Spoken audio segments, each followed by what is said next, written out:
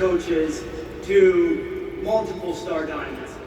Let's start with a very basic Raina. In terms of bringing coaches to you, what's your secret?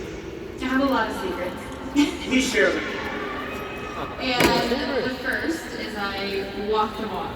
First and foremost, every single day, showing up every single day through the good, through the bad, drinking my shake every day, doing the workouts every single day. I also invite, still, every single day to the coaching opportunity, to the challenge groups, everything. I focus on creating FOMO. A couple summits ago, we talked so much about creating FOMO and what we're doing, sharing the Zoom calls, sharing the team calls, sharing all of that, because people really, I think nowadays, feel like they want to be a part of something. And when you're showing this powerful group of women together on a Zoom call and showing, the events and all of this kind of stuff, people want to be a part of that. So as you're creating that obviously generates some conversations, Candice. And so, in the midst of the conversation, at what point do you bring up being a customer or a coach? Talk to us about the details of that. Okay, so I always have my radar up for somebody that's giving me a cue that they would be a really good coach. And I am very direct with them. I'm like, you need to do this with me. Why are you not doing this with me?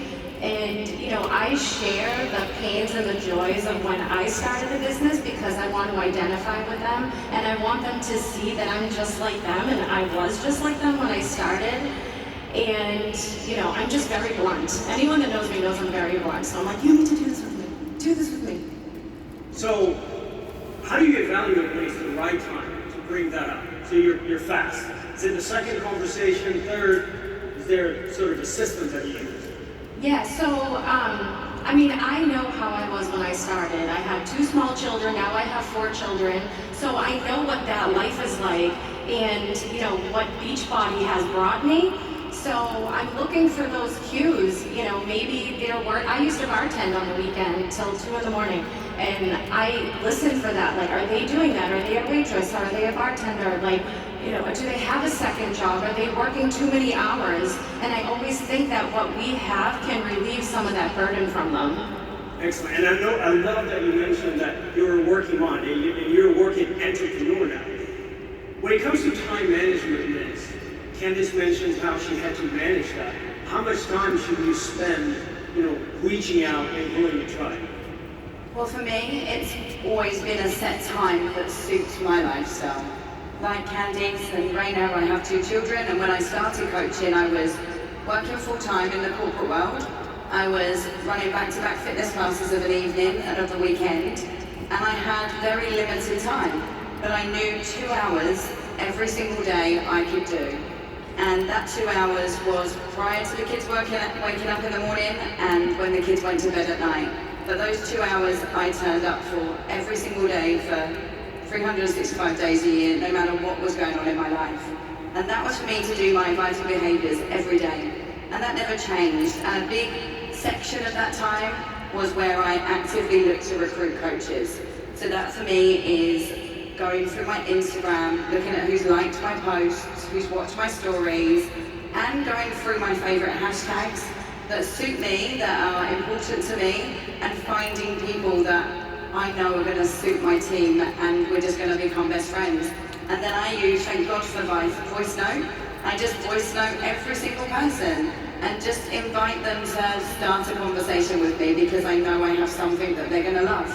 And let them come into the journey and start their journey wherever they are right now. Okay, so let's talk about engagement. You mentioned that you're engaging with those that like, comment, view your stories. And you also said do you just voice message them immediately? Or do you go to their profile, look at sort of who they are, and see if you sort of I always make sure that the person that I'm connecting with is someone that I truly have an instant like for. So if I went to a page and there was nothing that I saw on their Instagram that I connected with, I wouldn't invite them. But if they're wearing the similar clothes to me, have a similar style, have children my age, love horses, love tequila, whatever it may be, then I invite them, because they're my tribe. We know who your avatar is. Yeah. So, Raina, the social media landscape changes constantly.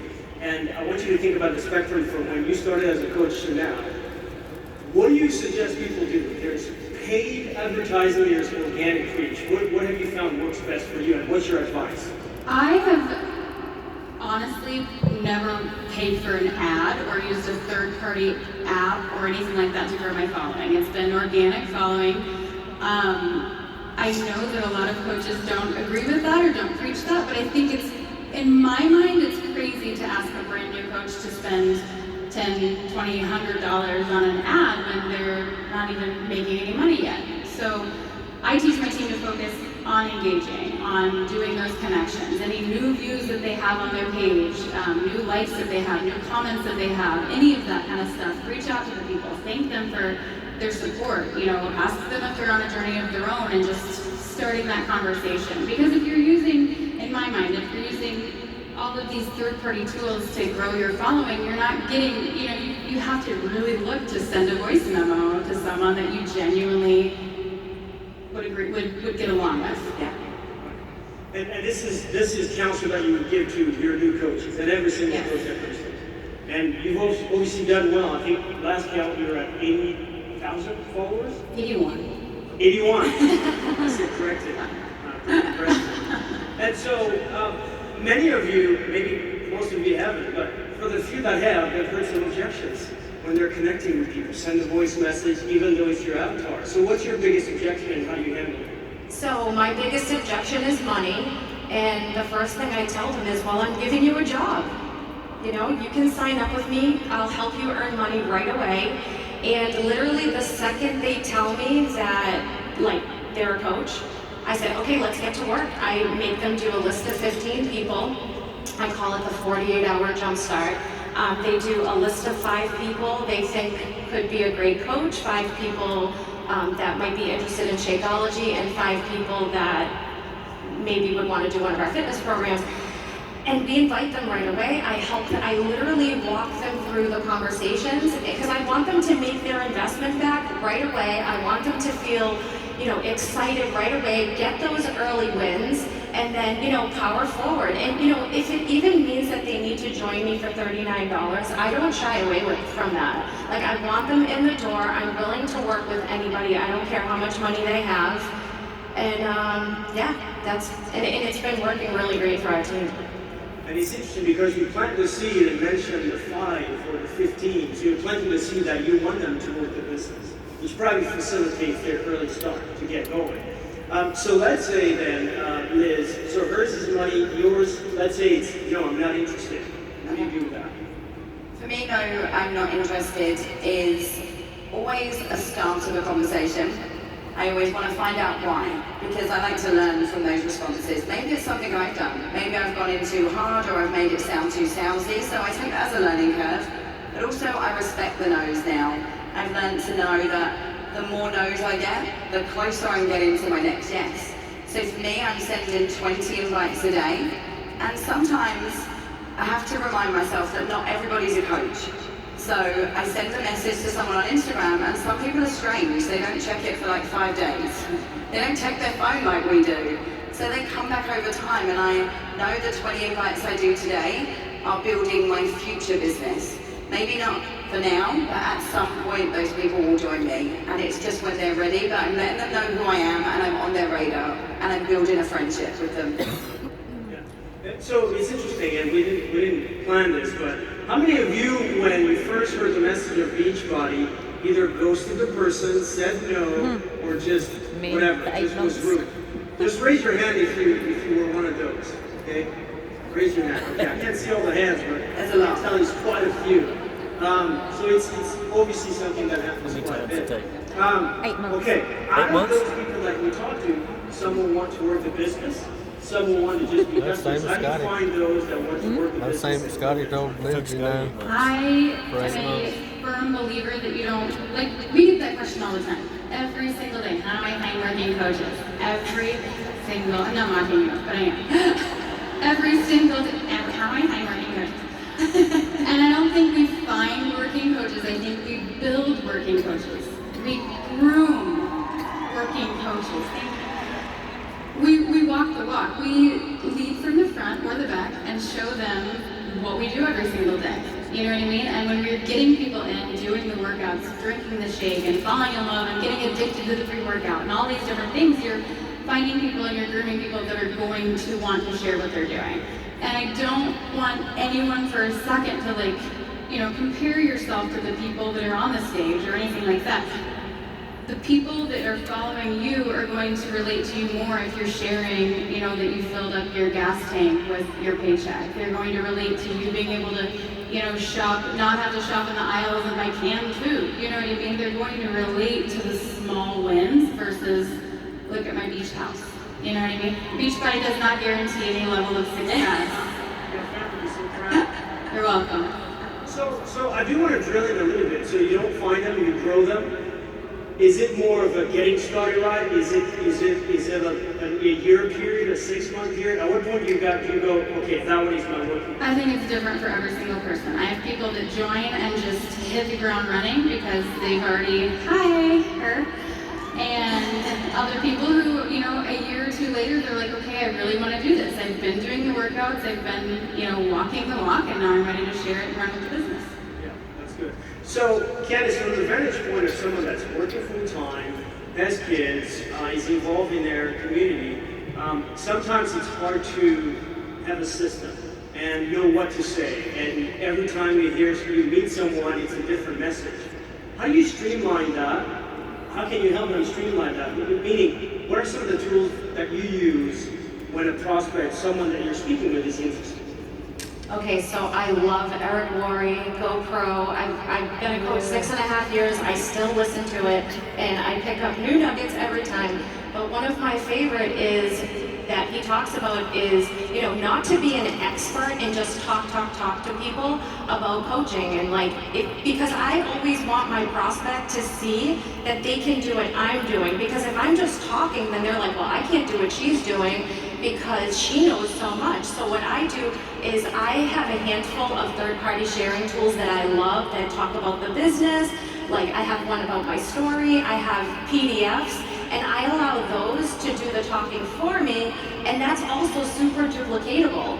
So it's just a nice system, and you know, eventually we'll talk on the phone. It's not just all through like pictures and videos, like we will talk on the phone. And that just works for us, and everybody on my team does it. And we do have the super weekend coming up, so see together, and we'll have videos that can be used. Yes, we're getting new third-party sharing tools, and I know everybody wants them, and I can't wait to see them. Yeah, we've heard you. We're going to make those available, and those will be scalable ones that you can use long term. So I want the results now, Liz. I want to be able to talk to people and sign them up right away. Obviously, that's the utopia. But let's talk about conversations. How many conversations should I expect to have? Sort of ratio of conversations to new coaches sign up. How do you approach that? So I can only share what we do in our team, and we're finding success with something that we call Club 100. And we make sure that we invite 20 people a day for 5 days a week. And through that, connections that we're doing and invites that we're doing each day, we're finding that we're having more coaches sign between 3 and 5 customers a month. So if you're doing 100 invites a week to get 3 to 5 customers a month, that just shows you the level of no's that you're going to have to move through to get your yeses. So for us, we've always stayed with the 20 connections a day, reaching out, inviting 20 people a day to the opportunity. And that seems a level that we can maintain and that is not overwhelming. And some people sometimes do a bit more, but I don't want them to get burnt out. And I think you can go into that place where you just send hundreds and hundreds of invites, but then you can't keep the quality of the response. So for us, 20 a day is working really well. It's a really solid, even number, and that's everyone in our team is thriving from that. Right, and sometimes the tendency is to sort of go harder, right? And go for 40 and 50, and sometimes you burn yourself out. How do you explain the value of the no to that coach working in the business? How to explain the value of the no? For me, it's just knowing that every invite you send is moving your business forward, whatever the response. And if you're not sending the invites, you're not moving your business forward in the direction that my coaches want it to go.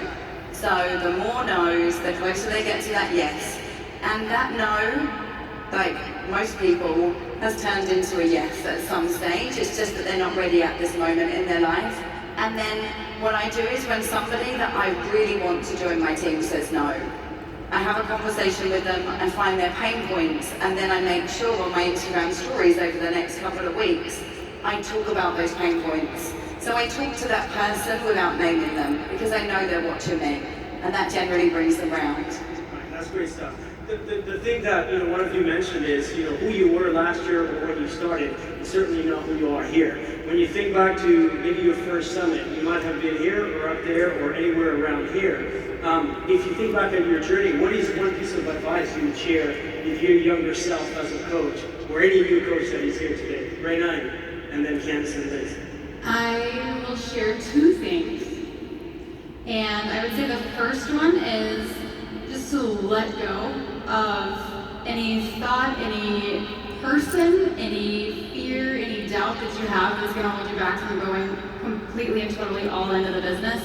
I think too many people get wrapped up in like lack of support or their mindset that's telling them they're not good enough to do this, and you need to just let it go. Say thank you. Second is be you. That's it. I am probably one of the very few people that is going to step on the stage and not have hair and makeup done, and it's just because it's not me. And they look beautiful. Everyone looks beautiful. But don't show up to events and don't show up on social media trying to be this idea of what you think a coach is supposed to look like or supposed to do or how they're supposed to act. Just do you, and that is going to attract the perfect tribe to you. Outstanding. Yeah. Candace? Okay, so I also have two because I'm extra. So the first thing is don't assume that somebody's not interested in being a coach. I know sometimes it's easy on social media if you know somebody and you see them face to face, that you might see the highlight reel of their life and you're like, oh, they wouldn't want to be a coach. You have no idea what's going on in their life. Do not be afraid to ask them. That's the first thing. My second thing is like affirmations. Some days I walk through my house saying, I'm a really good recruiter, I'm a really good recruiter, and I write it on my whiteboard, and it's in my phone, and I have an alert in my phone, and I walk it, and I say it every single day walking through my house like a psycho. And then when I talk to people, I'm so confident, and it's so easy to let the words flow out of my mouth about coaching, and so that's what you guys should do. Be a psycho and say, I'm a really good recruiter, and just walk that every single day, day in and day out, and you'll be comfortable talking to people. Candace Delvin. All right, bring us home, please. So for me, I only have one.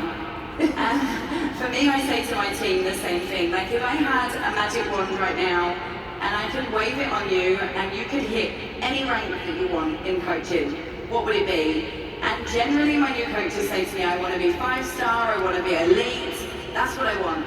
And then I talk to them about recruiting and they say, oh, I can't do that, I'm too scared. And then I say to them, one piece of advice I can give you, if you want to be 5-star and you want to be elite, you need to invite and you have to recruit, because you cannot get to that rank without having a team. So get over that fear quickly, know that you're not going to die, and just start inviting people to the best life-changing opportunity they will ever experience in their life, and be proud that you are sharing that with them and you're going to change their life. Absolutely. Liz Downs. That's how you get it out. Let's hear it one more time for her.